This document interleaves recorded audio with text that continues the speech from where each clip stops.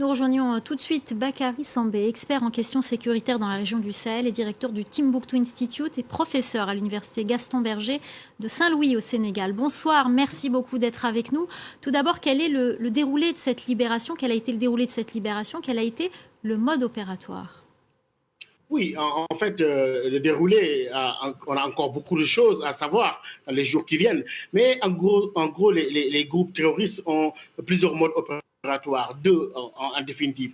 Un mode qu'on appelle le mode organisé, où il y a le groupe se scinde en deux, un groupe qui s'occupe de filature, de renseignement, de suivi, de tracking de la cible, et un autre groupe qui est le groupe opérationnel. Et une fois que le groupe opérationnel s'en prend à l'otage et se met à l'acheminer, là, le premier groupe disparaît. Et c'est exactement le mode opératoire de ces groupes-là, notamment lorsqu'il s'agit de les acheminer dans des zones très isolées, comme la zone de Tararart au nord de Kidal et d'autres zones. Et on a aussi d'autres modes opératoires où maintenant, ce qu'on appelle le mode opportuniste, où il s'agit de cibler une cible, si j'ose dire, à haute valeur ajoutée, une cible juteuse, comme on dit, c'est-à-dire une personne appartenant à un pays qui est habitué à payer des rançons, en tout cas, qui pourrait donner des rançons pour financer ses mouvements dans le cadre de cette compétition aujourd'hui, notamment entre Al-Qaïda et l'État islamique.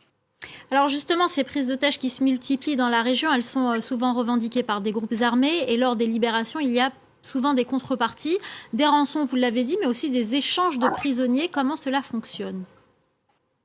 Tout part de la création de longues chaînes de médiation et d'intermédiaires. Parfois, c'est nébuleux, ce n'est jamais clair. On a vu tous ces groupes arabes, Touareg dans le nord du Mali, qui s'activent dans cela. Mais parfois aussi, il y a des appels du puits. Récemment, lors de l'interview d'Al-Annabi, qui est l'émir d'Al-Qaïda, en tout cas du Jinim dans le Sahel, on a vu quand même, il disait à votre confrère qui était prêt peut-être à ouvrir le débat, à discuter. Donc, il y a beaucoup de choses. Et dans ce cas précis-là, on voit bien qu'il y a une différence de mode opératoire, notamment entre Al-Qaïda, qui est beaucoup plus active là-dedans. Pour l'État islamique, c'est assez rare. L'un des cas rares qu'on a vu la dernière fois, c'était le cas de l'Allemand qui a été enlevé entre Abala et Aïrou dans la région de Tillabéri au Niger. Mais il y a des chaînes d'intermédiation. Il y a beaucoup, c'est comme un business des otages, surtout lorsque les mouvements cherchent à avoir des fonds pour financer leurs actions